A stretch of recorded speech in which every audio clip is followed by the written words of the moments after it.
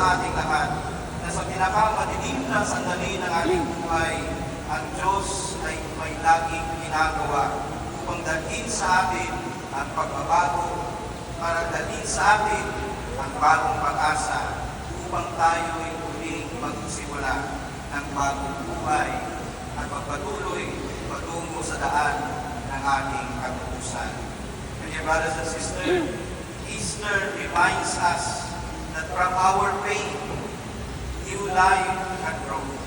Instead of running away from our challenges, let us embrace them with faith, knowing that Christ walks with us. Ang Diyos ay nakikinagpay sa atin. Just as the disciples found hope in Jerusalem, even in the midst of their fear, we too can discover new life in our struggles with the Lord. Kaya habang inanatiliwang